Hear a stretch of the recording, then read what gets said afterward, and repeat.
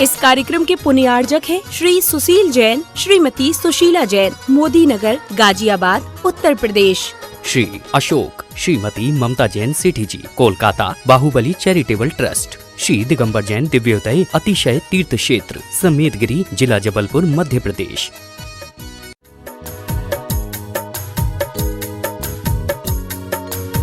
तो करें और जिज्ञासा रखें। यथार्थ जैन जयपुर से पूछते हैं, नमस्ते महाराज जी,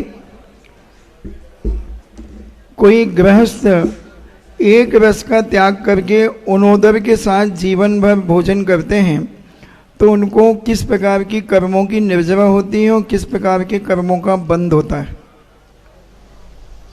रस त्याग करने का आपका अभिप्राय क्या है? आपकी जितनी भावना होगी, जैसी भावना होगी, उस प्रकार के कर्मों की निर्जरा होती है। त्याग के साथ साथ भावना और अभिप्राय का भी वहाँ निर्णय लिया जाता है। ऐसा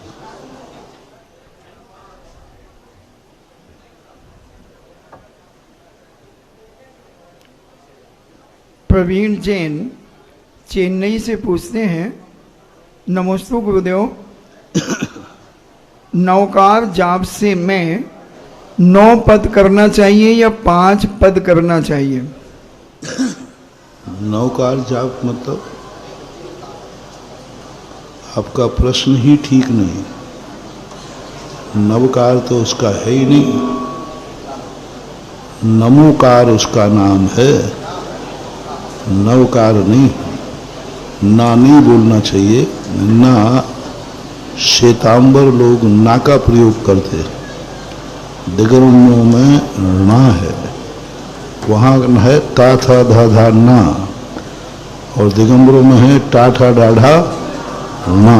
तो नमोकार मंत्र है, नवकार मंत्र नहीं।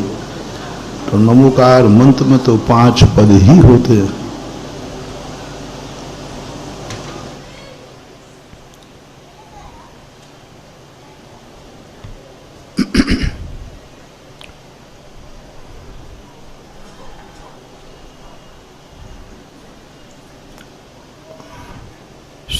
डॉक्टर सुवेन जैन भारती बुरहानपुर से पूछते हैं,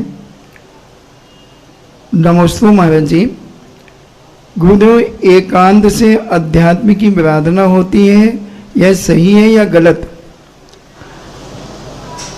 एकांत यदि सापेक्ष है तो आराधना नहीं होगी, क्योंकि सम्यक एकांत है। रत्नत्रय से ही मोक्ष है। अब एकांत से आराधना कहाँ है? यदि नए सापेक्ष करके हम एकांत को कथन करते हैं तो मिथ्या नहीं है। वस्तु को एकांत मानना तो नहीं बनेगा, लेकिन पर्याय को एकांत मानना, हम वस्तु पर्याय आर्थिक नय से क्षणिक ही है, द्रव्यार्थिक नय से वस्तु शाश्वत ही है। तो नय हमेशा ही को लगाते, इसलिए स्याद अस्ति एव एकांत। ये सप्तभंगी देख लो, 7वां भंग जो है वो एकांत रूप है। स्याद अस्ति एव, वस्तु अस्ति की अपेक्षा अस्ति ही है। स्याद नास्ति एव, नास्ति की अपेक्षा नास्ति ही है, भी नहीं लगाना यहाँ।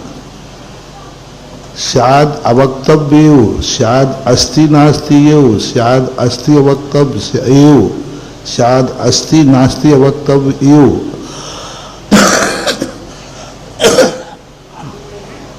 तो राजवार्तिक में पूज्यवर अकलंग स्वामी महाराज ने इस सप्तभंगी का योग शब्द की बहुत सुंदर व्याख्या की कि यदि सम्यक एकांत को नहीं मानेंगे तो विविचार नाम का दोष आएगा। सब चीजें एक दूसरे में मिल जाएंगी। हमें कहना ही पड़ेगा, आंख देखती ही है कि आंख देखती भी है। बोलो, आंख देखती ही है कि आंख देखती भी है? कान सुनते ही हैं कि सुनते भी हैं? यदि भी लगाओगे तो फिर दूसरा काम बताओ क्या है? कान सुनते भी हैं तो फिर और क्या करते हैं? भी तो जब लगता है जब कोई दूसरा कार्य भी होता है। कान सुनते ही हैं, आंख देखती ही है, एकांत है, यहां भी नहीं लगाना। तो इस प्रकार से ये विवक्षाएं मानना चाहिए।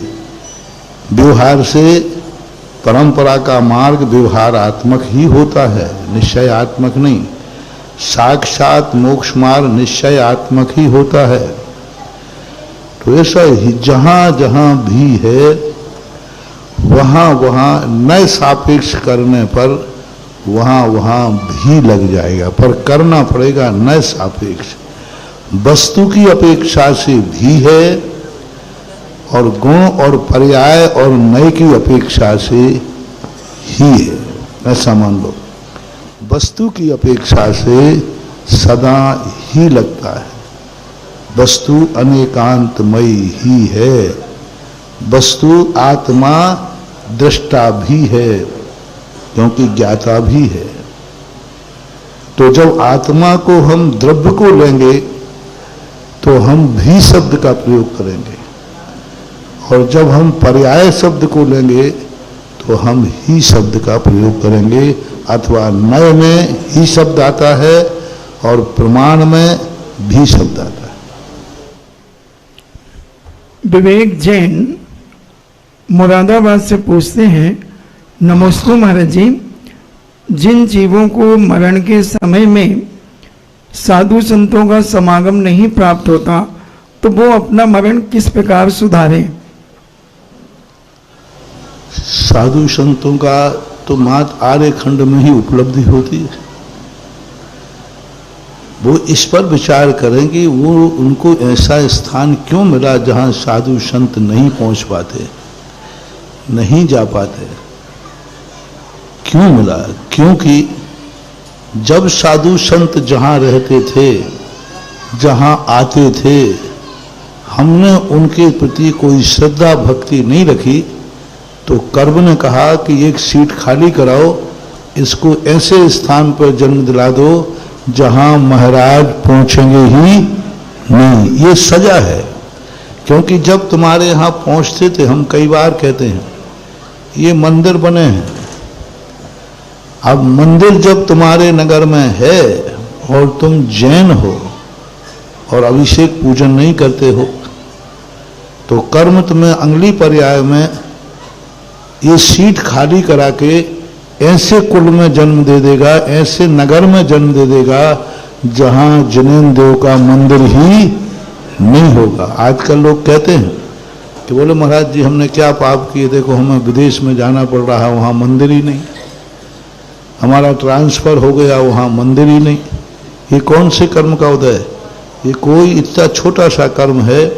जब मंदिर था और उस मंदिर में आप दर्शन करने नहीं गए, आप अभिषेक पूजन नहीं करते थे, तो कर्म ने तुम्हारे लिए ये कर्म बन गया कि अब तुम्हें मंदिर ही नहीं मिलेगा। हर धार्मिक क्रियाओं में यही समझना चाहिए। जब हमें अच्छे कार्य, अच्छे धर्म करने को मिलते हैं, हम उसका नहीं करते। जैसे मान लीजिए कोई दान देने का मौका आया और आप देने में समर्थ हैं, फिर भी नहीं दे रहे हैं, तो तुरंत कर्म उसी समय बन जाएगा कि जा अगली पर्याय तेरी ऐसी रहेगी कि तू देने लायक ही नहीं रहेगा। अभी देने लायक है लेकिन दे नहीं रहा है। दे सकता है उसके बाद, लेकिन उसके भाव नहीं बन रहे। तो कर्म कहता है कि इसको ऐसी गरीबी में भेज दो कि ये कल देने लायक ही नहीं रहे। तो वही व्यक्ति गरीब बनता है जो कल देने लायक था तो उसने दिया नहीं, तो कर्म ने उसको ऐसी हालत में पहुंचा दिया कि अब वो देना भी चाहे तो नहीं दे सकता।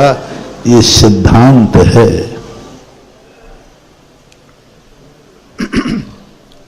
अखिलेश जैन सागर से पूछते हैं, नमोस्तु महाराज जी, असंगियों में शुद्ध ज्ञान किस प्रकार घटित होता है? अखंडियों में अगस्त्यों में भाव शुद्ध ज्ञान होता है ना, इंद्रिय लब्धुपयोगो भाव इंद्रियम, क्योंकि जहाँ जहाँ द्रव्य इंद्रिय है वहाँ वहाँ भाव इंद्रिय है, और भाव इंद्रिय का नाम ही तो ज्ञान है। वो जिस इंद्रिय से मति ज्ञान के माध्यम से जानते हैं उसी में अच्छा बुरा जानना, ये उनका शुद्ध ज्ञान है। चींटी को आप देखना, शुद्ध ज्ञान देखना, उसने स्पर्श किया नमक की ढेली को, वहीं शक्कर का टुकड़ा पड़ा था, दोनों टुकड़े पड़े, दोनों को उसने चखा, लेकिन नमक को छोड़ दिया। क्यों छोड़ दिया? शुद्ध ज्ञान से। मति ज्ञान ने तो कहा ये खारा है, और शुद्ध ज्ञान ने कहा खारा मुझे नहीं चाहिए। मति ज्ञान ने कहा ये शक्कर का टुकड़ा मीठा है, ये मति ज्ञान का काम है, इसलिए मुझे इसे खाना चाहिए, ये शुद्ध ज्ञान का काम है। तो हर एक इंद्रिय से लेकर के सभी जीवों में भाव शुद्ध पाया जाता है। शिखा जैन कोटा से पूछती हैं, नमोस्तु गुरुदेव, किसी की बड़ी तीव्र भावना है आपके दर्शन करने की, लेकिन किन्हीं कारणवश वह आपके दर्शन नहीं कर पाता, तो आपका आशीर्वाद उसे कैसे प्राप्त होगा? भाव पूर्वक वही नमोस्तु कर लो, और क्या। क्योंकि कौन कौन किन किन के दर्शन करना चाहता है, जब नहीं कर पाता है तो अपनी भावना में सिद्ध भगवान का दर्शन करना चाहता हूँ, लेकिन नहीं कर पाऊंगा, तो भाव पूर्वक हम जहाँ हैं वहीं से हम अपनी श्रद्धा को अभिव्यक्त रखें, शायद वह पुण्यबंध हो सकता है। विभांश जैन दमोह से पूछते हैं, नमोस्तु महाराज जी, अगर किसी ने प्रतिमा व्रत आदि धारण नहीं किए हैं और शालीनता पूर्वक अपना जीवन जीता है, तो क्या वह व्यक्ति स्वर्ग जा सकता है? तो कैसे जा सकता है? निशील वृतेषाम सर्वेषु, चारों देव पर्याय में असंयम भी जाते, लेकिन भद्र परिणामी हो, कषायों में शांति हो, शांत परिणाम हो, कषाय में निर्मलता हो, मन वचन काय की योगों की प्रवृत्ति निर्मल हो, तो बिना व्रत के भी स्वर्ग आदि 12वें स्वर्ग तक जा सकता है। असंयमी व्यक्ति का गति 12वें स्वर्ग तक है, वृत्ति बन जाने के बाद 16वें स्वर्ग तक जा सकता है। मित्रेश जैन जबलपुर से पूछते हैं, नमोस्तु महाराज जी, अगर एक सामान्य त्याग हम करते हैं और किसी प्रिय वस्तु का खाने का त्याग करते हैं, तो उन दोनों के कर्म निर्जरा में अंतर हुआ करता है? भावों के ऊपर आपने किस भाव से, किस विशुद्धि से त्याग किया है, उसका सवाल है, और उस त्याग के प्रति आपका बलिदान क्या है। एक मातंग ने कौवे के मांस का त्याग किया। व्रत कोई छोटा बड़ा नहीं होता है, उस व्रत के प्रति आपका बलिदान क्या है, आप उस व्रत को कितने में तोड़ देंगे। व्रत कोई कीमत नहीं, चाहे मुनि व्रत हो, चाहे एक कौवे के मांस का त्याग किया हो। व्रत छोटे बड़े से कोई मूल्यांकन नहीं होता, उसका आपकी दृष्टि में उसका क्या मूल्यांकन, बलिदान क्या है, ये नियम तुम कितने में तोड़ दोगे।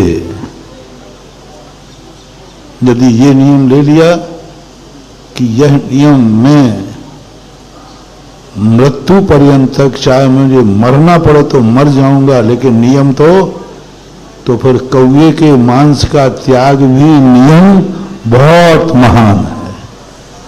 और भील ने कौवे का मांस त्याग किया, वैद्य ने कहा कि देख ये मांस खा ले तो बच जाएगा, तो उसने कहा नियम तोड़कर बच जाना मुझे इष्ट नहीं है, और नियम के पालन करते हुए मर जाना हमारे लिए इष्ट है।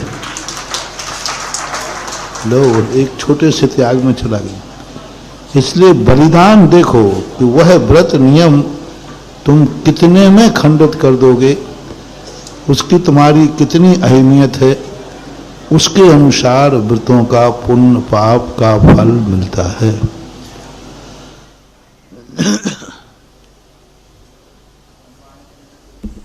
जिनवाणी चैनल, सुधा कलश चैनल, आदिनाथ चैनल एवं विभिन्न सोशल मीडिया माध्यमों से देखने वाले सभी श्रद्धालुओं की ओर से और इस छोटे से नगर, जिस नगर में आचार्य भगवान का सशंक 3 बार पदार्पण हुआ, उनके सत्संग सानिध्य में वर्तमान में जो हमारे दाईं ओर 24वीं जिनालय है, इस जिनालय की प्रतिमाओं की प्रतिष्ठा की गजरत महोत्सव सानंद संपन्न हुआ। ऐसे आचार्य भगवान की कृपा से ये अभिभूत तड़ानगर आज पुनः पूज्य मुनिपुंग श्री सुधा सागर जी महाराज की चरण रस से पवित्र हुआ।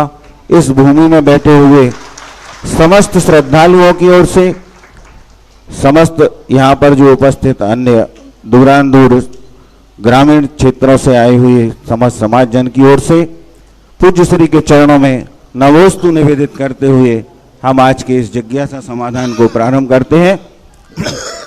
एक निवेदन है जिज्ञासुओं से, चूंकि जिज्ञासुओं की संख्या ज़्यादा है और आप सिर्फ नवोस्तु करते हुए अपनी जिज्ञासा प्रारंभ करें। आपकी नवोस्तु में ही इच्छामी और वंदना सभी समाहित होगा।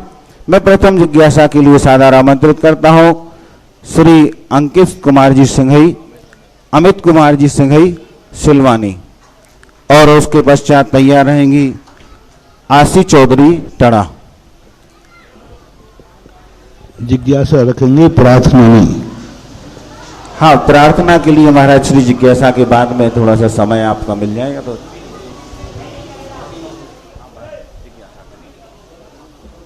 नहीं, पर एक व्यक्ति खड़ा होगा, सब नहीं। मुनि श्री के चरणों में सादा नमोस्तु नमोस्तु और सुल्लभ महाराज की श्री चरणों में इच्छामी इच्छामी। महाराज श्री, हमारी यह जिज्ञासा है कि आचार्य भगवान के चरण कमल हमारी सिलवानी नगर में 4 बार पड़ चुके हैं और उनके सानिध्य में हम लोगों ने पंचकल्याणक भी मना दिया। समझ गया। और अब हमारी जिज्ञासा है कि महाराज जी, हम और हमारी समाज शांति, क्योंकि सारा जगत जिज्ञासा सुन रहा है, उसी गरिमा से करें। ये व्यक्ति कहते हैं आपने प्रार्थना कर दी, हमने प्रार्थना सुन ली, जगह जगह बैनर लगा दिए, हमने देख लिए। अब विश्व की चिंता करो, पूरा सारा विश्व जिज्ञासा समाधान में बैठा है। कोई प्रश्न हो तो करो। आशी चौधरी तक माइक पहुंचे। महाराज जी, हमारी जिज्ञासा है कि स्वामी जी, सब चीज नियत होती है क्या? क्या पुरुषार्थ करना भी आवश्यक है? कुछ भी चीज नियत नहीं होती है, नियत कारण कार्य होता है।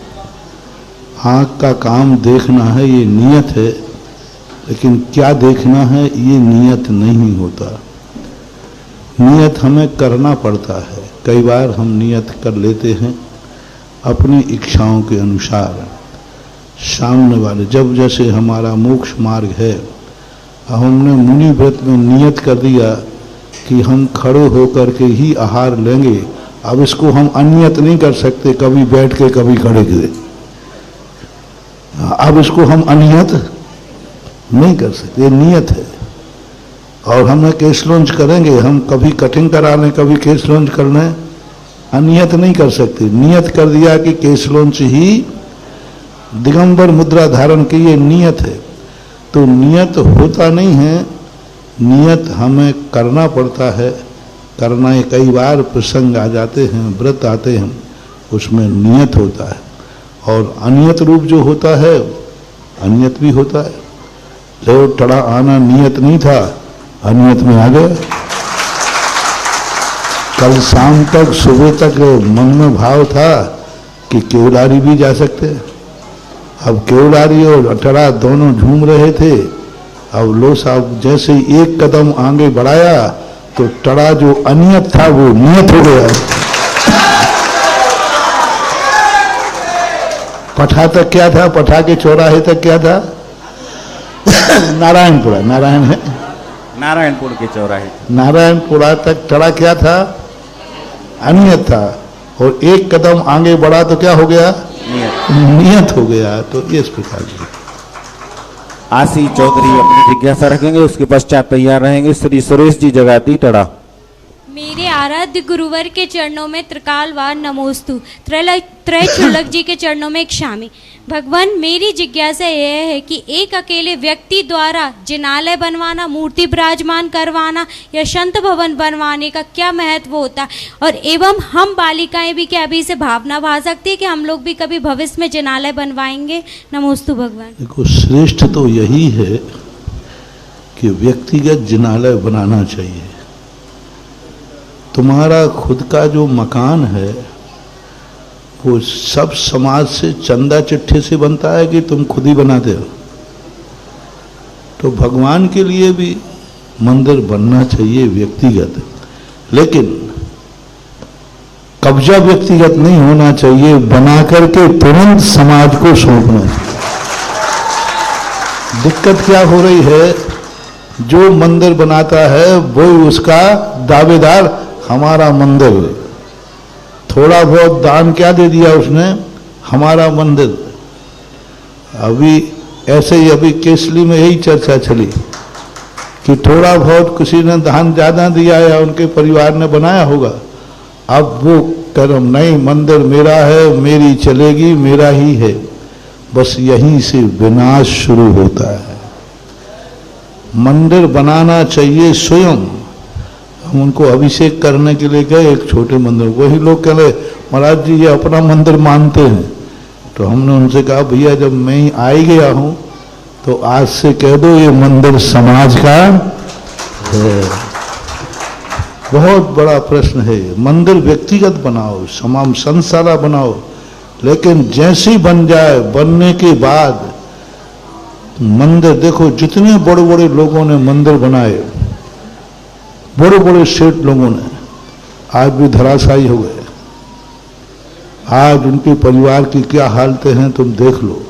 कारण क्या है कि वे स्वयं और स्वयं के परिवार का ट्रस्ट बना के जाते हैं। मंदिर बनाएंगे, स्वयं के परिवार का ट्रस्ट बनाएंगे और उस पर कब्जा बना के रखेंगे। बस यहीं से उनका विनाश चालू होता है।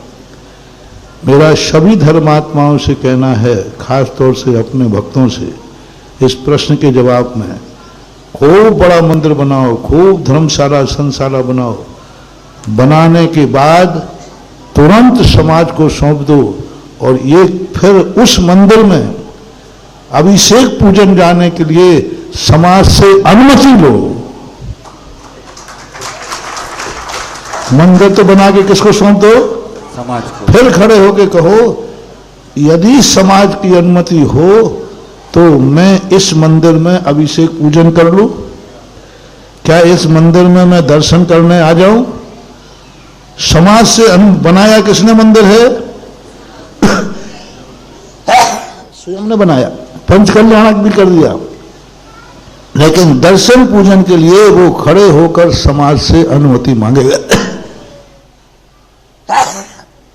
तब कहीं जाकर के फिर देखो वो कैसा फलता फूलता है।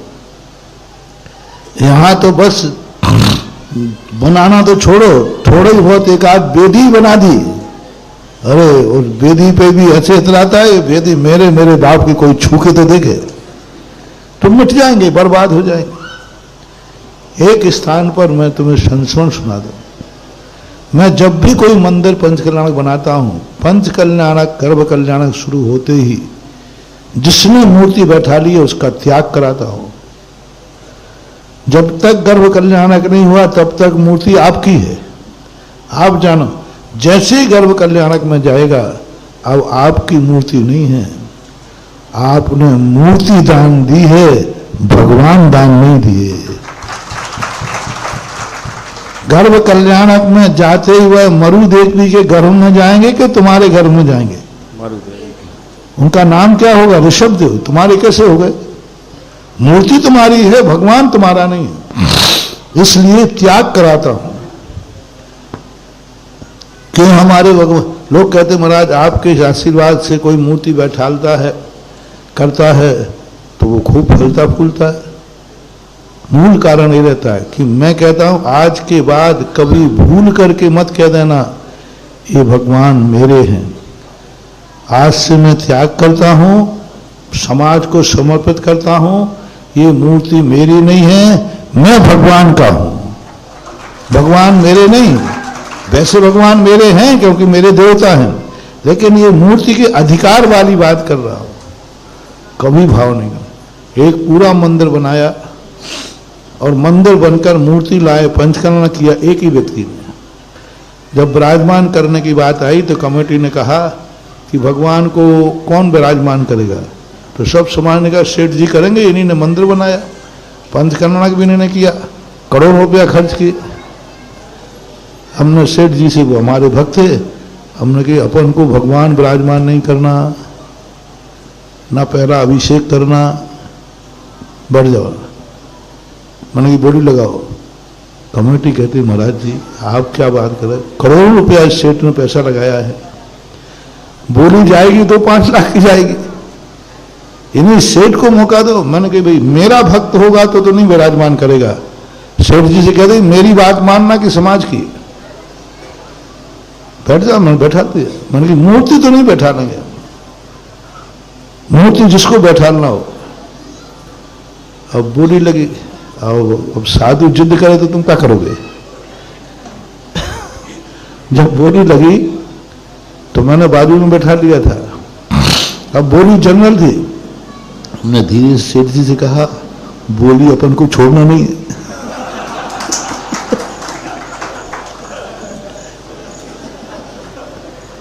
और उधर पंडित जी कह दिया, हमने कही बोली तुम छोड़ना नहीं, जल्दी जल्दी पूछो सबसे। बोली आकर मैंने बैठा लिया था, 11 लाख के ऐसी कुछ बोली गई। समाज ने कहा महाराज जी करोड़ों खर्च कर दिए, क्या 11 लाख है। मैंने कि मैंने तुम्हें 11 लाख नहीं दिवाए हैं, इनकी 7 पीढ़ी को मैंने बचाया है। क्योंकि वैसे विराजमान करते तो मैंने मंदिर बनाया, भगवान मेरे हैं मैं, और अब किस लाइन में आकर आ गए, श्रावक की लाइन में आ गए। कंपटीशन, गोमतेज बाहुबली की इतनी बड़ी मूर्ति बनाई, जब पहला कलश समाज ने कहा मेरा कलश, चामुंडा मैंने ऐसी मूर्ति बनाई, बाहुबली पे कलशों पे कलश ढाले गए, गंधोदक नाभि से नीचे क्यों नहीं आया, क्योंकि अहंकार था। इसलिए कभी भी धार्मिक मंदिर प्रतिष्ठान बना करके तुरंत समाज के हलावे को बनाना चाहिए, व्यक्तिगत ही सर्वश्रेष्ठ यही है। फिर नहीं बनता तो चंदे चिट्ठे से बनते ही हैं, लेकिन श्रेष्ठ वही है। लेकिन फिर उस पर कब्जा नहीं रखना चाहिए, अपनी मलकियत नहीं रह सकते कि मेरा परिवार का व्यक्ति इसमें ट्रस्टी रहेगा, हम इस परिवार को अपने कब्जे में रखेंगे, नहीं, समाज को सौंप दो और फिर समाज के सदस्य बन के रहो तो कोई आपत्ति नहीं है। जिज्ञासा करेंगे श्री सुरेश चंद जी और उसके पश्चात तैयार रहेंगे संजय चौधरी जी। मुनिवर के चरणों में नमोस्तु, कोटि कोटि नमन। छुल्लक जी के चरणों में इच्छामि। हे गुरुवर, हर जीव का जब मरण होता है और आत्मा के प्रदेश जब निकलते हैं तो महान कष्ट होता है। तो मान लो कि चींटी का सूक्ष्म शरीर और हाथी का स्थूल शरीर है, तो दोनों के मरण में या उनके दुखों में कोई अंतर है महाराज जी? नमोस्तु। मरण करते समय आत्मा के बिना इसमें कष्ट नहीं होता, मानसिक कष्ट होता है। दूसरी बात, शरीर जो है जैसे ही आत्मा के प्रदेश निकलते हैं तो शरीर के जो फंक्शन हैं उनमें शिथिलता आती है। जैसे आत्मा के प्रदेश निकलना है तो ब्लड सर्कुलेशन कम हो जाएगा, हार्ट की पंपिंग कम हो जाएगी, नाड़ी का फड़कना कम हो जाएगा। इस कारण से उस शरीर में वेदना होती है और वेदना को वो अनुभव करता है। तो चाहे वो चींटी का हो चाहे हाथी का हो, वह वेदना जो सामान्य है वो सबको होती है। मारणांतिक समुद्घात सभी जीव करते हैं, मरण करते समय सभी की कषाय भाव होते हैं। कंबल का कोई ज्यादा ऐसा कोई विकल्प शास्त्रों में नहीं है। संजय चौधरी जी अपनी जिज्ञासा रखेंगे, उसके पश्चात तैयार रहेंगी श्रीमती मालती सानोदा। हे गुरुवर, आपके चरणों में त्रैवार नमोस्तु नमोस्तु नमोस्तु। हे भगवान, आप हम सबके आराध्य हैं और आप हम सबके भगवान हैं। जैसा कि आपने सुबह प्रवचनों में कहा था कि भगवान भक्त के बस में होते हैं, ठीक इसी तरह जिस दिन हम लोगों को ये जानकारी मिली कि हमारे भगवान हमारे आराध्य केसली की तरफ बिहार कर रहे हैं, तो हम सबकी ये इच्छा हुई कि भगवान हमारे यहाँ टड़ा भी पधारें, और उस इच्छा को आपने समझा और हम लोगों को वो आशीर्वाद दिया कि आप टड़ा पधारे। हे भगवान, जिस दिन आपका आना इस दिशा में निश्चित हुआ था, हम समाज जन ने मिलके एक सिंहासन का निर्माण करवाया था कि हमारे आराध्य आएंगे और हम सब उस सिंहासन पर हमारे भगवान को विराजमान करेंगे। लेकिन भगवान आज वो सिंहासन रखा भी, लेकिन हम लोगों को ऐसा कहा गया कि आप उस पे नहीं बैठेंगे, इसको दूर कर लें। तो हमारी ये जिज्ञासा है भगवान कि ऐसा क्यों, जबकि गुरुदेव ने तो आपको स्वतंत्र प्रभार दिया है, आप अपने संघ के प्रमुख हैं, आप शिक्षा दीक्षा देकर उन शिष्यों के आचार्य हैं, हम सबके भगवान हैं, और भगवान आप तो भक्त के बस में है। तो फिर ये जिज्ञासा का समाधान करें। नमोस्तु गुरुवर, नमोस्तु गुरुवर। बाबू, तुम्हें मालूम है कि सिंह का कोई सिंहासन नहीं होता, वो जहां बैठ जाता है वही सिंहासन है।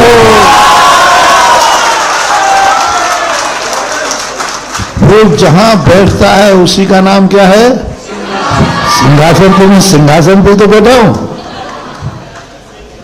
क्योंकि कोई महान आत्माओं के लिए इस प्रकार की, अब रही वो औपचारिक की बातें, तो उसके साथ कुछ नियमावली है, कुछ स्थितियां हैं। अब इसको ज्यादा मत कहलवाओ, तुम भी देखते जाओ, हम भी देख रहे, देखो क्या होता है, इंतजार करो।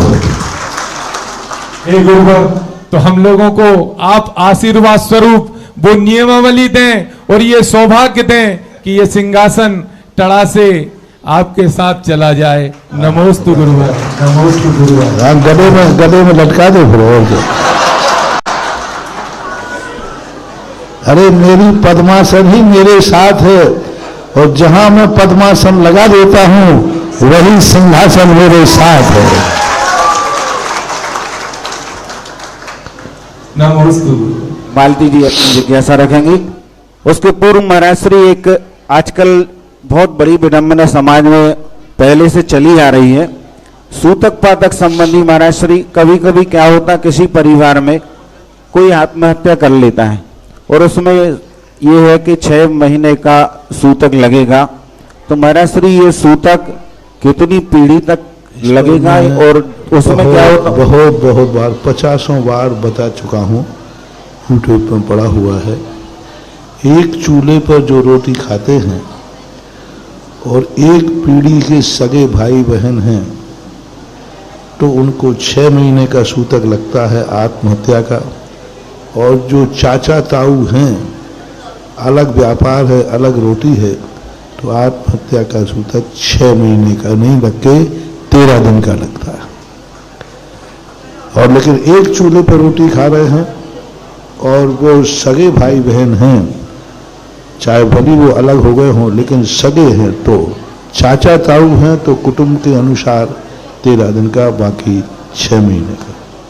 मालती जी जिज्ञासा रहेंगी, उसके पश्चात में तैयार रहेंगे अभिषेक जी बेगमगंज। हे गुरुवर, नमोस्तु नमोस्तु नमोस्तु। महाराज श्री, कोई जिज्ञासा नहीं है, 2 लाइन बोलना आपको। कृपा गुरु की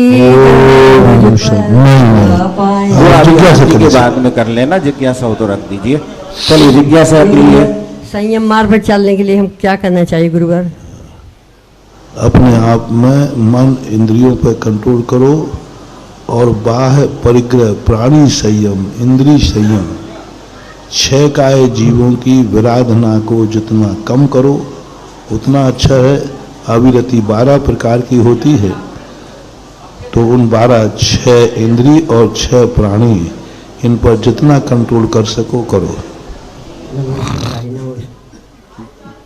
अभिषेक जी बेगमगंज, देखो अपनी व्यक्तिगत जिज्ञासा रखें। सब खड़े नहीं होंगे, सब सभी लोग खड़े ना हो, सब लोग बैठ जाएं। आप लोग खड़े हो जाते हो तो पीछे बैठने वालों को बिल्कुल दिखना बंद हो जाता है।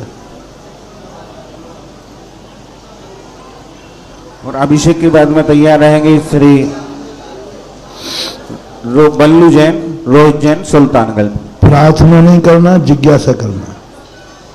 हेलो, गुरुदेव के चरणों में बेगमगंज जैन समाज का बारंबार नमोस्तु, इच्छामी नमोस्तु। गुरुदेव, किस्मत वालों को मिलती है सुधा गुरु की शरण, यूं ही हर सख्त जन्नत का हकदार नहीं होता। गुरुदेव, मेरा प्रश्न यही है गुरुदेव, क्या कहूं मैं आपसे। आपने बोल दिया शेर के लिए सिंहासन नहीं होता, मगर शेर आजकल मिलते ही नहीं है। गुरुदेव, हम कहाँ जाएं शेर को ढूंढने जो हम अपने घर ले जाएं। गुरुदेव, और कोई मेरी शंका नहीं है। गुरुदेव, मैं ऐसा क्या करूं जो मेरे घर पे शेर आए। देखो, शेर के लिए तो सेंचुरी में गाड़ी लेके घूमना पड़ता है। हाँ, शेर को तो वैसे घरों में तो मिलता नहीं, उसको तो गाड़ी उठा के गाड़ी लेकर के सेंचुरियों में घूमते हैं। और वहां कहीं दिख जाए तो दिख जाए, नहीं दिखे तो नहीं दिखे। अब रही बात आने जाने की, देखो तो क्या होता है। जिज्ञासा रखेंगे रोहित जी, बबलू, सुल्तानगंज। उसके पश्चात तैयार रहेंगे सचिन जी, जयसी नगर। परम पूज्य गुरुदेव निरापक श्रवण मुनि श्री 108 सुधा सागर जी महाराज के चरणों में सकल दिगंबर जैन समाज सुल्तानगंज का नमोस्तु नमोस्तु नमोस्तु।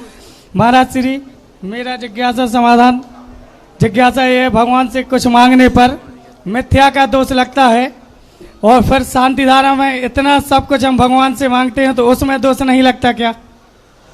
मांगना नहीं है, न शांति धारा में मांगा गया है। भावना व्यक्त करना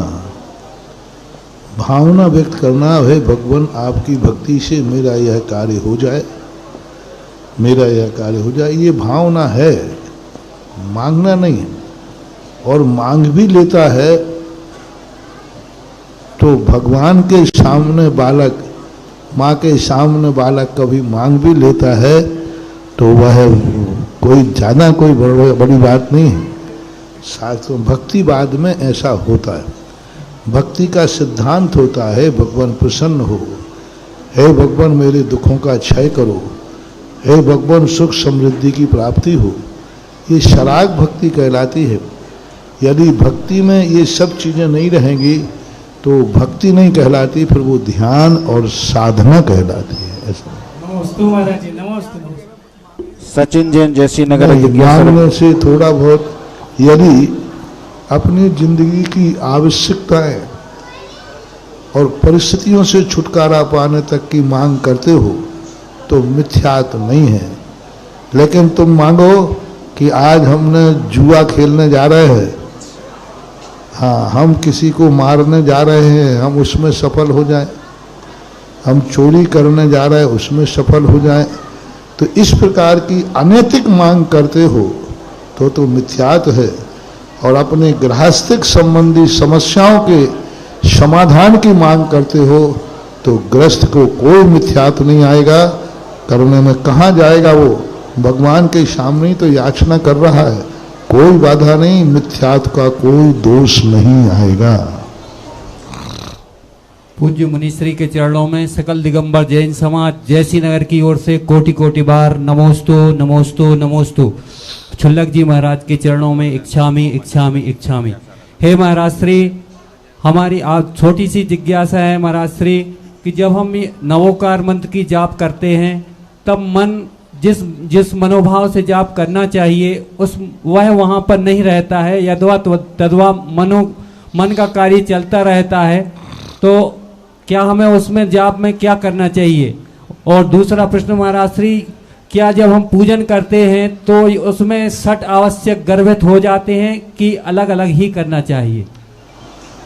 देखो, मन तो चंचल रहता ही है, लेकिन कम से कम काया और वचन से रोक लेने में, मैं एक उदाहरण देता हूं, समझ जाना।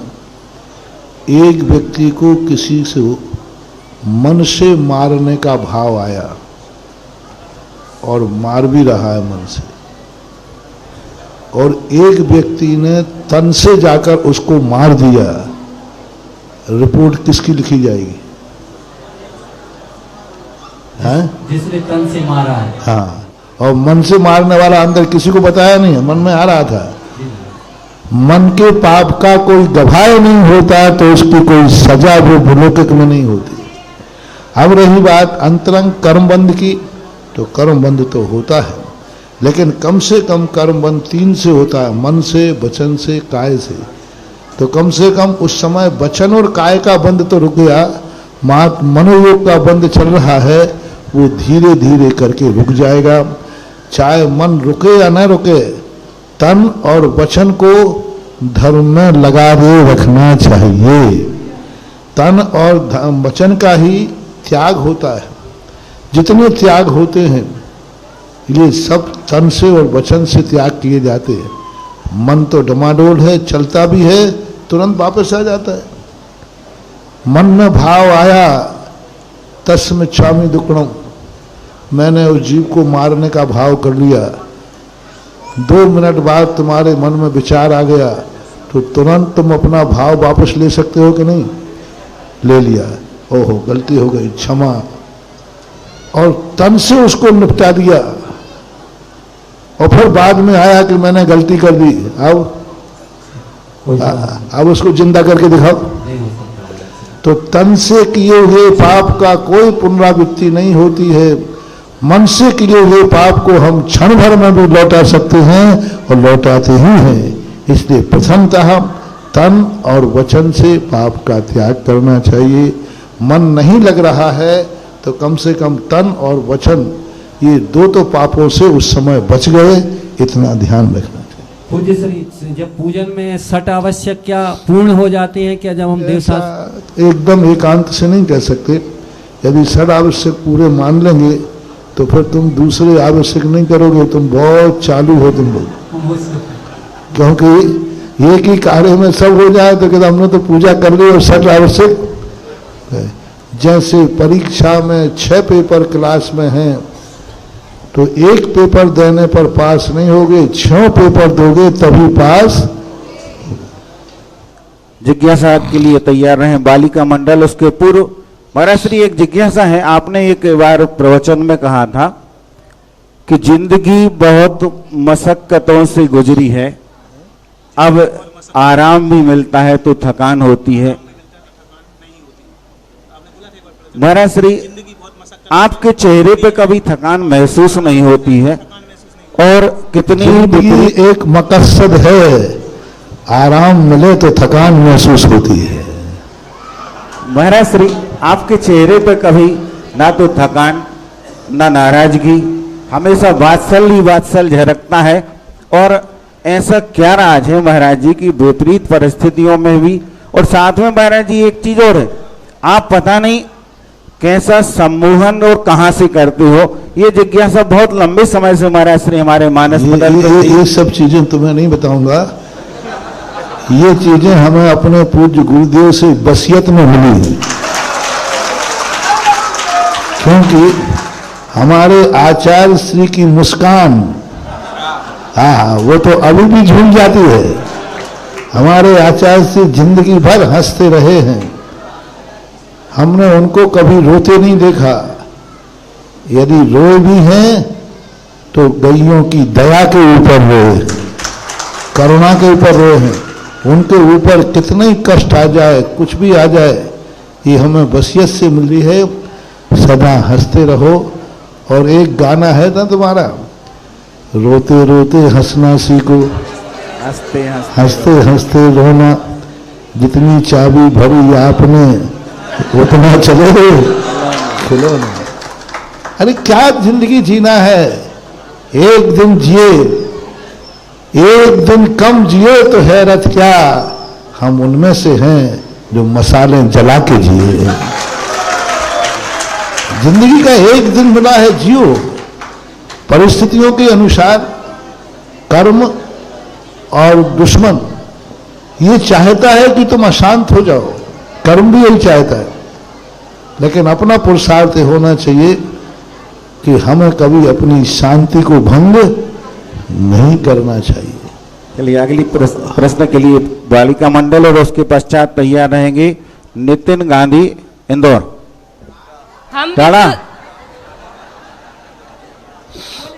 हम बालिका मंडल की तरफ से गुरुदेव के चरणों में बारंबार नमोस्तु नमोस्तु नमोस्तु, छुल्लक जी के चरणों में इच्छामी इच्छामी इच्छामी। एक एक से बढ़िया।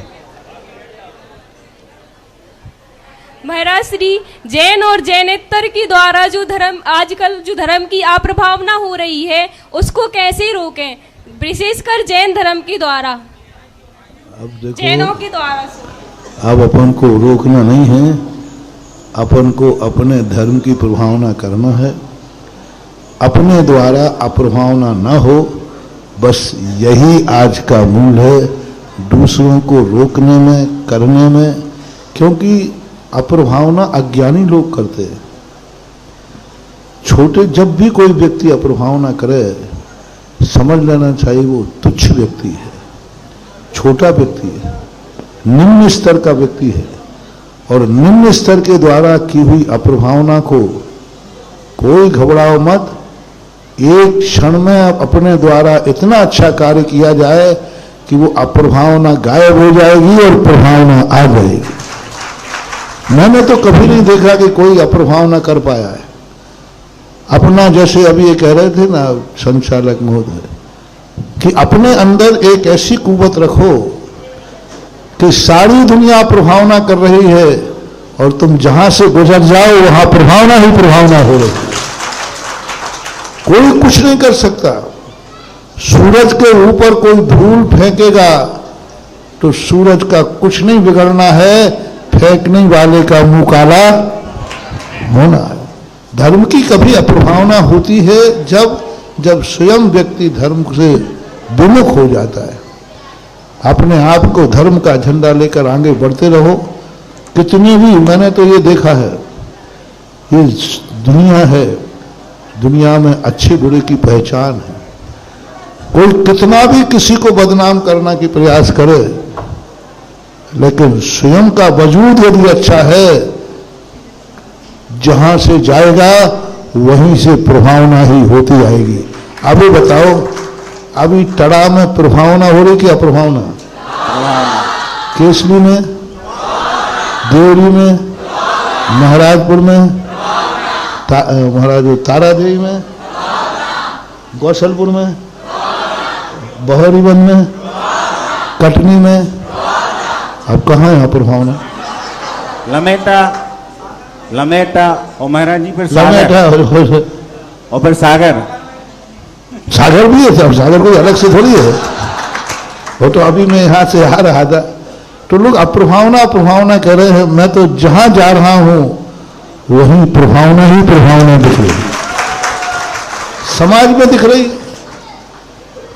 मैं इसलिए सर्वे घूम रहा हूं कि लोग कह रहे हैं कि महाराज जी अप्रभावना हो रही, तो मैं चले गए, चलो घूम के देखते हैं। आप लोग कह रहे हैं ना अप्रभावना, तो कहीं कोई दुर्घटना हो तो उसको जाकर देखना चाहिए कि नहीं? तो लोग कह रहे हैं अप्रभावना। तो मैं इतने 2-3 महीने से घूम रहा हूं, हर गांव में जा रहा हूं कि वो अप्रभावना कहां हो रही है। मैं तो जहां जा रहा हूं वहीं श्रावकों के एक श्रावक में, एक घर में, एक आत्मा में प्रभावना ही प्रभावना दिख रही है। इतनी प्रभावना तो मैंने अभी 2 महीने के अंदर जो प्रभावना देखी, जहां जाओ एक एक व्यक्ति मंदिर बना रहा, दान दे रहा है, उल्लास के साथ दे रहा है, अवभाग के साथ दे रहा है, तो बस अपनी दृष्टि बदल दो, सारी सृष्टि में प्रभावना ही प्रभावना है। दुनिया की दृष्टि की तरफ मत जाओ, अपनी दृष्टि, अपना कुवत, अपना वजूद रखो। कितने ही रास्तों में कांटे बिखर जाएं, अपनी साधना मजबूत रखो, पैर रखते ही वो कांटे फूल बन जाएंगे। देखने में क्या आएंगे? कांटे, लेकिन पैर रखते ही फूल बन जाएंगे। ये अपनी ताकत होना चाहिए। और धर्म में अपन कोई बात नहीं, अपन सब मिलकर के प्रभावना कर रहे हैं, करेंगे, और इतनी करेंगे कि अप्रभावना को कोई पूछेगा ही नहीं। जिज्ञासा रखेंगे नितिन जी गांधी टड़ा, उसके पश्चात तैयार रहेंगे। वो एक बार हमने सुनाया था ना, तुमने जुगनू मिलकर के बैठे हैं बैठक में, जुगनू मिलकर के बैठे हैं बैठक में कि सूरज के तेज को कम कैसे किया जाए।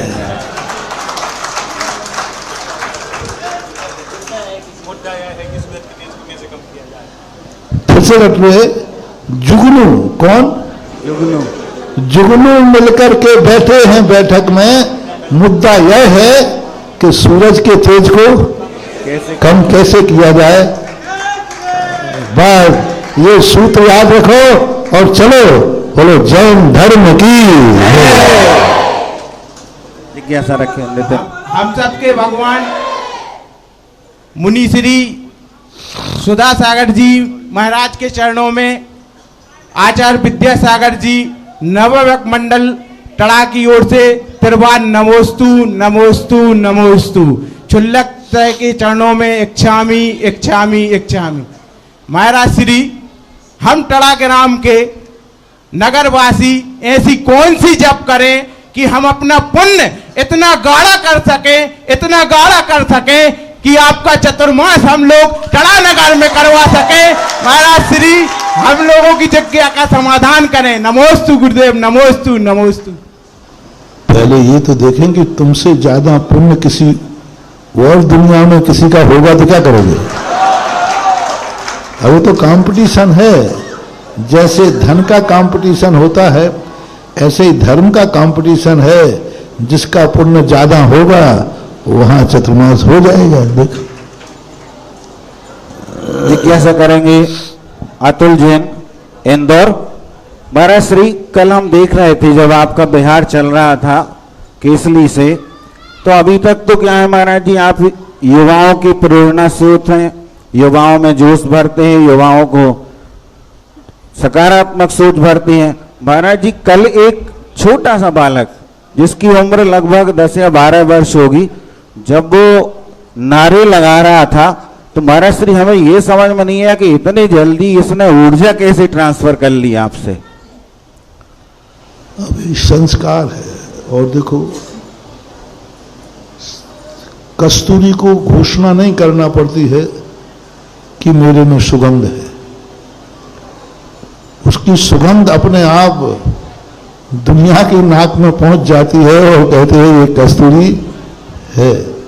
तो अपने संस्कार रहते हैं और वह भी अंदर से देखता है, समझता है, सुनता है, इसलिए ऐसे परिणाम बन जाते हैं। महाराज से जिज्ञासा इसलिए हुई कि महाराज जी जिस चीज को हमें प्राप्त करने में 50 साल निकल गए, उस बालक ने 12 साल में कैसे प्राप्त कर ली? तुम 50 साल के बाद निकल पाए, इसलिए उसने सोचा कि जो गलती इनने की वो अपन को नहीं करना, शुरू कर दो जल्दी, इसलिए उसने कर दिया। कभी कभी दूसरों की ठोकर देख करके व्यक्ति चेत जाता है। चलिए, जिज्ञासा करेंगे श्री अतुल जी, उसके पश्चात तैयार रहेंगे अशोकनगर पंचायत के मनीष कुमार जी। मुनिश्री के चरणों में त्रिबार नमोस्तु। मुनिश्री, मेरा सवाल ये बहुत सी युवाओं की तरफ से भी है कि जीवन में क्रोध, चिंता और मनमुटाव को छोड़कर जीवन कैसे जिए? जीवन जीने का मैंने कहा ना, कि हमारी अपनी खुद की शांति कितनी महंगी है। किसी ने एक गाली दे दी, हमारी शांति खत्म हो गई, इतनी सस्ती थी। किसी ने एक हमारे लिए प्रतिकूल परिस्थिति आ गई, हम रोने बैठ गए, इतनी सस्ती थी हमारी खुशी। अरे हमारी अपनी कीमत समझो कि मेरी शांति की कीमत क्या है। एक गाली तो क्या, व्यक्ति प्राण भी ले ले तो हमारी शांति प्राणों से भी ज्यादा अनमोल है। इसलिए तो महापुरुष उपसर्ग सहन कर गए, लेकिन उन्होंने शांति भंग नहीं हुई। पारसनाथ को कमठ ने शांति भंग करने का प्रयास किया। पारसनाथ कहते थे, कमठ मेरी शांति इतनी सस्ती नहीं है, मेरा शांति कि तू मेरी एक दुश्मन मेरी शांति मिटा दे तो मेरी शांति की कीमत क्या है। एक व्यक्ति ने कहा कि बोले महाराज जी मैंने गुटखा त्यागा था, लेकिन मेजॉरिटी तो रात्रि भोजन त्यागा था, अब सब लोगों के बीच में गए तो खा लिया। अरे जिन्होंने के रात्रि भोजन त्याग नहीं थे, उन असैनियों की इतनी ताकत कि तेरा नियम तोड़ा दिया। अतिशय तो वो होना चाहिए था, तेरा नियम था तो सारे दोस्तों का नियम हो जाना चाहिए था। तो हमें अपना यही समझना चाहिए कि हमारी शांति कौन भंग कर सकता है। हमारी कीमत करो। हमारा मन, जैसे अभी इन्होंने कहा था ना कि आप सदा प्रसन्न दिखते हैं, मेरी प्रसन्नता अनमोल है जी, अनमोल है। तुम लाख उपाय करो, तुम्हारे कारण से मैं अपनी प्रसन्नता, क्योंकि प्रसन्नता बड़ी मुश्किल से, शांति बड़ी मुश्किल से, धर्म बड़ी मुश्किल से, और एक मन चले कोई व्यक्ति के तथाकथित लोगों के कहने पे अपनी शांति भंग कर दे। अनमोल है शांति। इसलिए ज्ञानी पुरुष कितना भी व्यक्ति के ऊपर उपसर्ग आए, आक्रोश, वो उत्तेजित नहीं होता। वो जल्दी एकदम जाकर के अपनी शांति भंग नहीं करता, क्योंकि शांति, और यदि थोड़ी से में शांति भंग हो रही है, इसका अर्थ है कि तुम्हारी शांति की कोई कीमत नहीं है, उसकी गाली इतनी अनमोल है कि तुम्हारी शांति भंग कर दी, ऐसा। और जीवन में कुछ, अभी एक किसी व्यक्ति सुना रहे थे कि किसी ने टिप्स दिए हैं कि कब किन किन पर विश्वास नहीं करना चाहिए। अपने जीवन के संबंध में उन्होंने दिया कि अपने जीवन की अच्छाइयों को सामने लाओ। अपने बुरे दिनों को याद करने की अपेक्षा अपने अच्छे दिन याद करो। तुमने अच्छा क्या किया है उसको स्मृति रखो। और कुछ लोगों पर संसार में, उसमें एक पॉइंट ये भी था, पुलिस वालों पर कभी विश्वास नहीं करना। हाँ, उसमें टिप्स में पड़ा, मैं नहीं बोल रहा हूं, तुम देख लेना। किसी ने मुझे बताया चलते चलते कि उन्होंने 15-20 पॉइंट दिए, चलते चलते कल बता रहे थे। तो उसमें एक लिखा था, पुलिस वालों पर विश्वास कभी, क्योंकि कब तुम्हारे विपरीत हो जाए, थोड़ा ही सा तुमने उनका धार छोड़ा, वो फिर तुम्हें निपटा देगा। और अपने से जो अपने अंदर का रहस्य है वो कभी किसी को नहीं बताना, कभी किसी को नहीं बताना। रावण ने लक्ष्मण के लिए 3 दिए थे, ये भी हमें बताया था किसी ने, कि उसने कहा पहला तो ये है कि अपने अंदर का जो रहस्य है वो किसी को नहीं बताना। मेरी अपने अंदर की शक्ति मैंने विभीषण को बताई, अंत में उसी से मेरा मरण हुआ। वैष्णव दर्शन, ऐसी बहुत सारी बातें हैं जो नीतिगत होती हैं, उनको यदि हम अपना लेंगे तो शायद हमारी शांति बच जाएगी। मेरे गुरु भगवान के चरणों में बारंबार नमोस्तु। भगवान, आज मैं अपने मंगल मंडल पुजारी मंडल, जो आपने आशीर्वाद 2012 में दिया था, सभी सदस्य आपके दरबार में पधारे हैं, आपको प्रणाम करने के लिए, नमोस्तु करने के लिए, क्षुल्लक जी के लिए बारंबार जामी। भगवान, बहुत सारी शंकाएं लेके आया था, लेकिन आज बहुत सारी शंकाएं इस सभा में आपने हल की। आपके चरण जिस मिट्टी पे पड़ जाते हैं, जिस धरा पे पड़ जाते हैं, वहां सम्मोसरण लग जाता है। ये सम्मोसरण हमेशा लगता हुआ मैंने देखा है। आप 92 में अशोकनगर आए, 14 साल का था, आज मेरा बेटा 14 साल का है। मैं आज यही भावना लेके आया हूं कि आपका चतुर्मास अशोकनगर में हो। इसके लिए हम सब लोग, पूरे अशोकनगर वासी, पूरी भावना बहा रहे हैं। जिज्ञासा ये तरस गए आपके चरणों के धरज के लिए। पूरा शहर आपकी इंतजार में पांव पकड़े बिठाए बैठा है। हमको आशीष दें, आशीर्वाद दें, आप जरूर पधारें। यही भावना है मेरी, यही जिज्ञासा, यही समाधान करें आप। मुझे ये बता दो बेटा, इस भारतवर्ष में कौन सा नगर है जो मेरे लिए नहीं तरस रहा है? लेकिन गुरुवर, भगवान नाम लौट के आए थे, भगवान नाम चौदह के बाद आए थे। तुम कहो कि सागर में हम पिछली बार होके आए तो सागर अभी भी तरस रहा है, ऐसी बात नहीं है। सागर का नाम 4 व्यक्तियों का नाम सागर नहीं है, सागर एक बहुत बड़ा समाज का नाम, समाज है। तो सब चाहते हैं, सबकी भावना होती है। वो तो हमने थोड़ा कट कर दिया, नहीं तो केसरी से गौर झामर की तरफ बढ़ जाते तो सागर अभी लहरा रहा होगा। भगवान ने चाहो भगवान राम लौट के आए थे, लेकिन अभी भी कोई भरोसा नहीं गाड़ी का कब कहाँ लौट जाए। महाराज जी, इसीलिए सागर वाले अभी भी पीछे लगे हुए हैं। जिज्ञासा के लिए आहार दान करता सनत कुमार, संदीप कुमार जी, श्रेष्ठ कुमार जी, आज जिन्होंने ये सौभाग्य प्राप्त किया है। आज जिस परिवार को इस छोटे से बालक ने आज बरगान किया, महाराज श्री आपकी कृपा से ये श्रेष्ठ से सर्वश्रेष्ठ बन गया आज की तारीख में। और अपनी जिज्ञासा रखेंगे।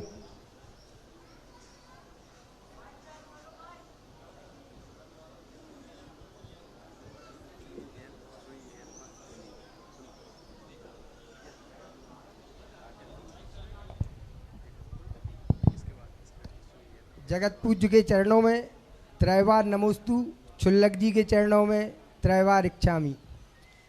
गुरु जी, जब आपका पड़गाहन हुआ तब हमें ऐसा लगा कि कितना करंट लगा हुआ है। जब आचार्य श्री का पड़गाहन किया था उस समय भी ऐसा ही हुआ था, और आज कुछ ज़्यादा लगा, भूल गए उस टाइम का महाराज जी, लेकिन आज कुछ ज़्यादा लगा। तो ऐसा कौन सा करंट है महाराज जी के करंट है कितना तेज लगता महाराज जी? ना ये समझ में आ रहा था कि रोए, यहाँ से हाथ कांपने लगे। महाराज श्री एक थोड़ी सी जिज्ञासा इसमें और आगे बढ़ाते इनकी तरफ से। महाराज जी, इन्होंने कहा करंट। महाराज जी, एक करंट तो आप में है, लेकिन अंतर ये है कि वो करंट फेंकता है और जोर से, लेकिन आपका जो है वो करंट खींचता है। ऐसा कौन सा करंट है? महाराज जी, कहने को शब्द नहीं है जो हम कह सके। महाराज जी, जिज्ञासा एक यही है, एक कि कृत कारित अनुमोदना, तीनों में मतलब महाराज जी दोष कितना है, क्या है महाराज जी? कृत कारित अनुमोदना अपने परिणाम परिस्थितियों पर आधारित होते, कि वह कृत कारित अनुमोदना किस परिस्थिति में, किस भाव से, किस मजबूरी में की गई है, उस पर विचार करना चाहिए। और आज की अंतिम जिज्ञासा के लिए महाराज श्री 5 मिनट का समय और थोड़ा सा लेंगे, चाहते हैं आपसे क्षमा के प्रार्थना के साथ। महाराज जी, हमने एक कथानक पढ़ा था कि एक गांव में बारिश नहीं हो रही थी और उस गांव के सभी लोग मंदिर में जाकर प्रार्थना करने लगे, अपनी अपनी तरह से प्रार्थना कर रहे थे। लेकिन एक बालक छाता लेकर के आ गया, तो उससे पूछा कि ये तुम छाता लेके आ गए, इतनी सूखा मचा हुआ है, बारिश नहीं हो रही। तो वो बालक बोला कि जब हम मंदिर जा रहे हैं प्रार्थना करने तो निश्चित है कि बारिश होगी, इतना विश्वास है हमें अपने भगवान पे। ऐसे ही विश्वास के साथ में आज महाराज श्री सलवानी की जैन समाज यहाँ पर उपस्थित हुई है। अभी तक तो ये होता था कि महाराज जी आपकी दिशा तय हो जाए तभी फ्लैक्स छपते थे। आज महाराज जी सलवानी वाले विभिन्न कोटेशनों के माध्यम से यहाँ टड़ानगर में अपने फ्लैक्स लेकर के आ गए हैं। जिज्ञासा के लिए सलवानी नगर के अध्यक्ष श्री सुनील जी, हमने आपकी तरफ से अपनी पूरी बात रख दी महाराज श्री के चरणों में। और महाराज जी, इनका ये भी कहना है कि महाराज जी जितने दिन आप टड़ानगर में रहेंगे, हम उतने दिन सलवानी वाले यहाँ आकर के टड़ा वालों की शोभा बढ़ाते रहेंगे। महाराज जी, आपसे निवेदन है कि थोड़ी सी अनुकंपा टड़ा वालों पर और कर दें 1-2 दिन की। तो महाराज जी, उसमें हमारे यहाँ के युवाओं का भी उद्धार हो जाएगा, एक भगवान से सीधा संपर्क जोड़ने का एक मार्ग अभिषेक के माध्यम से, पूजन के माध्यम से आपके मुखारबिंद से हम सबको प्राप्त हो जाएगा। तो महाराज जी यहाँ पर जो भी जैन समाज उपस्थित हुई है, चाहे वो सुल्तानगंज, सियर, मऊ, सिलवानी, केसली, गौरझा हमारे या केवलारी, जहां जहां से भी लोग आए हैं, सब उसके लिए अनुमोदना करने के लिए महाराज जी तैयार हैं कि आपका अगर चरण सानिध्य तड़ाव वालों को मिल जाए तो हम भी आपको इसमें सहयोग करेंगे। अंतिम जिज्ञासा श्री हर दिल अजीज, हम सबका नसीब, हम सबके करीब, जगत पूज मुनि पुण्यक विद्याचरण महाराज जी के चरणों में अखंड जैन समाज सिलवानी की ओर से बारंबार नमोस्तु। मुनिश्री अखंड जैन समाज नाम आचार्य श्री ने सिलवानी समाज को दिया था। आज मुनिश्री आपसे जिज्ञासा यह है कि बचपन में हम लोग जब छोटे थे तो हमारे बड़े लोगों में कुछ अंडरस्टैंडिंग हो जाती थी, तो हम लोग बच्चे लोग निकट रहते थे, मतलब उन लोगों के बीच में कोई दखलंदाजी नहीं करते थे। लेकिन आज के परिवेश में यह देखने और सुनने में आ रहा है कि दो बड़े लोगों के बीच में अंडरस्टैंडिंग हो जाती है तो छोटे लोग विभिन्न प्रकार के कमेंट और अपना वो दिखाते हैं। तो ऐसे आपने महाराज जी बोला था जुगनुओं, ऐसे जुगनुओं का कौन सा दोष लगता है? दूसरा महाराज जी, जब अशुभ कर्म का उदय होता है तो हम अपना मन किस प्रकार शांत रखें? और तीसरा महाराज जी, हम ऐसा कैसा काम कार्य करें, ऐसे कैसे कार्य करें जिससे ज्ञानेतर लोग हमको, हमारे समाज को जलन करना सीख जाएं? पहली बात तो ये है कि छोटे बच्चे लोग यदि आगे आ रहे हैं तो हमें खुशी होना चाहिए, लेकिन छोटे लोग उद्दंडता कर रहे हैं तो बड़ों को दंडित करना चाहिए। यदि वो आगे उत्साहित हो रहे हैं, यदि छोटा बालक पिता से आगे दौड़ लगाता है तो पिता को खुश होना चाहिए कि हमसे आगे चल रहा है। लेकिन वो उद्दंडता करता है तो उसी बच्चे के पैर में टेंगोर भी डाल देना चाहिए जिससे वो आगे न चल पाए। देखना हमें है कि वो किस अपेक्षा से आगे आ रहा है। दूसरा जो जैनेतर की बात है, मैंने कहा ना अभी, अपना वजूद इतना मजबूत रखो, हम अपने आप में इतने दृढ़ रहें कि हमारी शांति को कोई भंग ना कर पाए। कर्म भी नहीं, जैसे आपने कहा अशुभ कर्म का उदय, कर्म क्या चीज है? आएगा कर्म, लेकिन वो कर्म हमारी शांति भंग कर दे, हमारे धर्म को भंग कर दे, तो ऐसा कभी नहीं होना चाहिए। अपने आप को इतना विल पावर स्ट्रांग बनाओ, इतना मजबूत बनाओ कि अपने आप सारा का सारे प्रतिकूल परिस्थितियाँ त्रोहित हो जाएंगी और हमारे आत्मा का पवित्रीकरण, हमारे आत्मा की दृढ़ता सफल हो जाएगी, ऐसा जानना चाहिए। चलिए अंतिम जिज्ञासा, उसके पूर्व आपको बता दें आज की महाआरती के लिए शांति। ये डिस्टर्ब क्यों से हो रहा है अभी? एक तो क्योंकि अभी सभी लोग शांतिपूर्वक थोड़े से समय के लिए और बैठ जाएं, खड़े कैसे हम आरती करने के उपरांत ही यहाँ से उठेंगे। आज की महाआरती के लिए जिन्होंने आज आहार दान करने का सौभाग्य प्राप्त किया, एक तो वो परिवार होगा, दूसरी आरती करता के लिए अपना मानस तैयार करें। तब तक हमारे बीच में अंतिम जिज्ञासा भाई विकास मोदी। महाश्री के चरणों में कोटि कोटि नमन नमन नमन। महाश्री, हमारी सर पर इतनी सी जिज्ञासा है, बहुत दिन से लगे थे आपसे दर्शन करें, बहुत समय से आपसे जुड़े भी हैं, और मैं, मेरा परिवार चिन्मय मोदी, विकास मोदी, रानू मोदी एवं मेरा पूरा परिवार मोदी परिवार आज कुछ अशुभ कहें या पुण्य भी कहें, एक बच्चे का जन्म हुआ हमारे खानदान में, हम लोगों को सोर सूतक लग गई, लेकिन महाराज जी बहुत भावना थी। हम 4-5 दिन से केसली भी जा रहे थे आपके चरणों में और निवेदन भी कर रहे थे, आप हाँ हाँ बोल रहे थे। बस मेरी आखिरी जिज्ञासा है, पैसा ही सब कुछ है क्या? ये बहुत बड़ा से एक सवाल था हमारा। बाप ने भैया सबसे बड़ा रुपया, ये हमारे मन में बहुत समय से चुप रहा है। क्या पैसा सब कुछ है क्या संसार में? पैसा सब कुछ नहीं है, लेकिन पैसा के बिना भी कुछ नहीं है। ध्यान रखना, पैसा सब कुछ नहीं है, लेकिन पैसे के बिना भी कुछ नहीं है। आज ये मंदिर बनाया पैसे के फोकट में, पैसे में। काश यदि दुनिया में पैसे वाले ना होते तो ना ये मंदिर होता, ना मूर्ति होती, मात भावनाएं करते थे। 1000 गरीबों को सुधारने की अपेक्षा एक अमीर को सुधार दो, 1000 गरीबों के पेट भर जाएंगे। अमीर बिगाड़ते हैं दुनिया, अमीर को सुधारना है। यदि एक पैसा वाला सुधर जाएगा तो 1000 गरीबों की गरीबी दूर हो जाए, और एक पैसा वाला बिगड़ जाए और 1000 गरीब सुधर जाए तो पैसे के दम पर सबको निपटा देगा। इसलिए पैसे की उपेक्षा नहीं करना। पैसा सब कुछ नहीं है, लेकिन पैसे के बिना भी कुछ नहीं है। आप घर में देख लीजिए, पैसा नहीं है तो मकान कैसे बनाओगे? कल के दिन बीमार हो गए तो दवाई कैसे कराओगे? इसलिए पैसा एक बहुत बड़ी शक्ति है जिसका सदुपयोग होना चाहिए।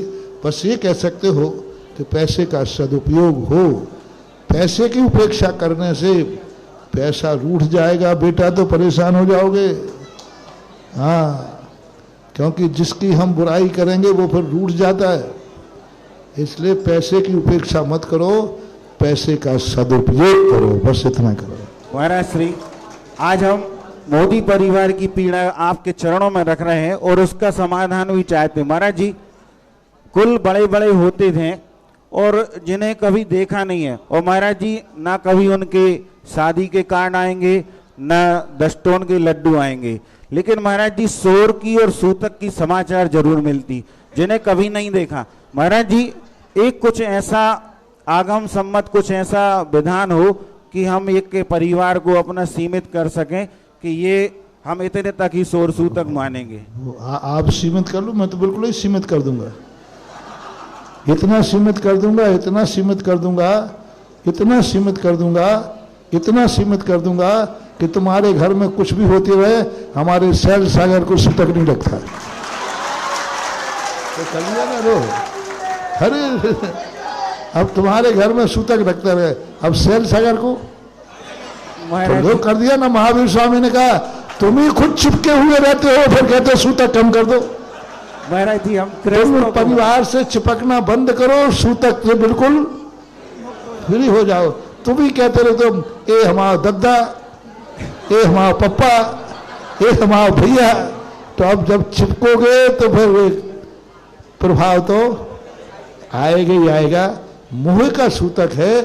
जैसे जैसे हम मोह की पीढ़ी तोड़ देंगे, आप व्यवहार तोड़ दीजिए कि इस पीढ़ी से मेरा कोई लेना देना नहीं, ना हम रिश्तेदारी में आएंगे ना जाएंगे, ना हम इनको चाचा बोलेंगे ना ताऊ बोलेंगे, ना हमारा शादी विवाह में कोई लेन देन रहेगा। पूरा आप संकल्प पूर्वक त्याग कर दीजिए, उसका आपको सूतक नहीं लगेगा। चलिए, बहुत बढ़िया महाराज जी, आपने बहुत बड़ा समाधान आज इस मंच से विश्व भर के प्राणियों को मिल गया महाराज जी, हमें ये विश्वास है। चलिए महाराज जी, अगर 1 मिनट के लिए आपका आशीर्वाद मिल जाए। बहुत से यहाँ से समाज आए हैं आपके बीच में, और हम उनका निवेदन आप तक सिर्फ नाम के माध्यम से आप अपना श्रीफल बना लें, हाथों का उठे नहीं अपने स्थान से, तब तो हम आपके नाम बोल दें। महाराज श्री, रायसेन से, सिलवानी से, सुल्तानगंज, गैरतगंज, बेगमगंज, केसली वाले तो अभी भी पीछे लगे, जैसी नगर, सियर मऊ, सुल्तानगंज, और महाराज जी टड़ा वाले तो आपके चरणों में है ही।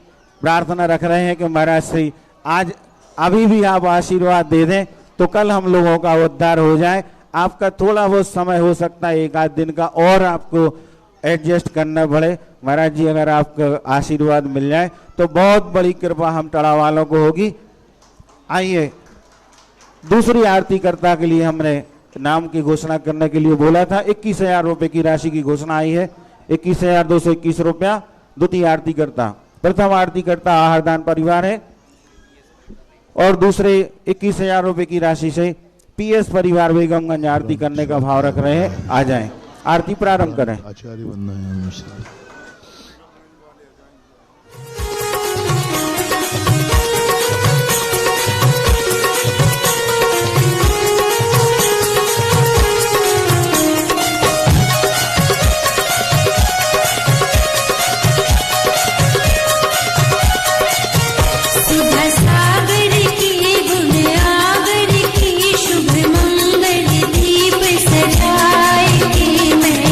आज उतारूं